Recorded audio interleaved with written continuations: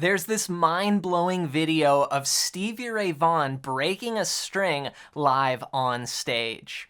Now, it's from a concert that was recorded. It's called Live in Austin, and I would consider this required viewing for every aspiring blues player. And they're jamming on the song, the band's on stage, they're jamming on this song called Look at Little Sister. And the drummer is just digging in hard, the keyboard player, everybody's just going for it. And Stevie, of course, is at the helm playing breathtaking licks and commanding the stage with a thunderous presence. It's just so awesome to see, but suddenly something happens. And so I've got it pulled up here on my phone. Let's take a look at this.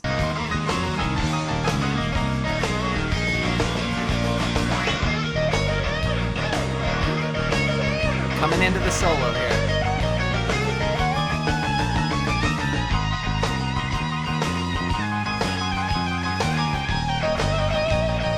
B.B. King, that was a B.B. King like.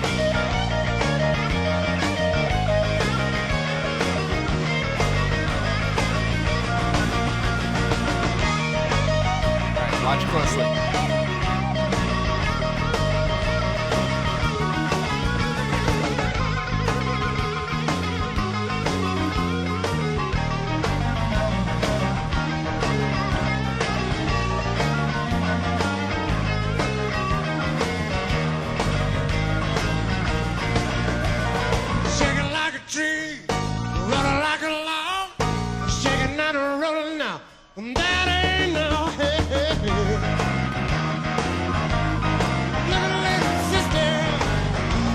Snap, you see that steel string just in the middle of his solo starting to fling in the air and go haywire. He just broke the string.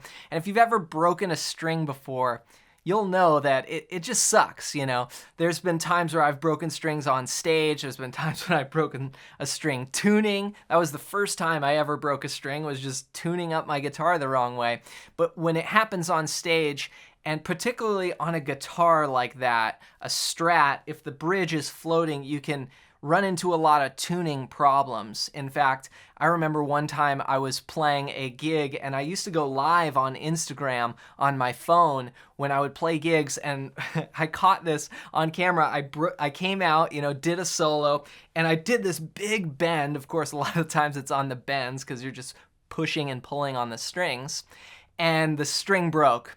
And then all of a sudden I went to jump to another string, and when I played notes that would have been in the key, all of a sudden all the notes that I would have normally worked were just completely out of tune and sounded awful. So, you know, one thing that Stevie really handled well was shifting to the other strings and then being able to push and pull on the notes to make sure it's still in tune and just make it keep sounding good, because it is completely derailing to snap a string and then go to notes that normally would be fine and it's like your guitar is like completely out of whack.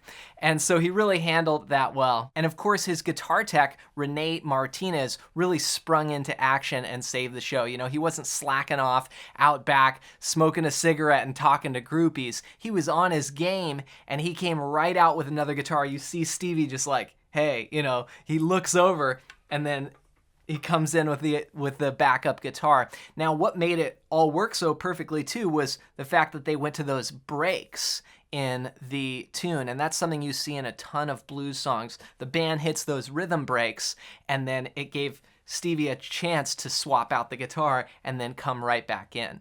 And that's what's really amazing, is if you weren't looking at this happen, you almost couldn't even tell, because he didn't really miss a beat. And you hear at the end, the crowd just starts cheering. They're like, oh, did this just happen in front of our eyes? So I think it's one of the most amazing moments live on stage for guitar players, you know, just showing you how to deal with breaking a string.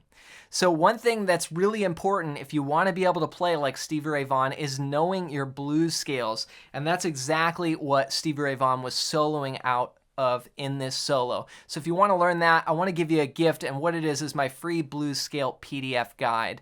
And on this, I'm going to show you the 5 easiest and fastest ways to play the blues scale anywhere on the neck. You can get this completely for free. Just go to johnmclennan.com/bluescales and grab that as my gift to you. As always, hope you enjoyed this video, and if you like this one, I think you'll really like this one next.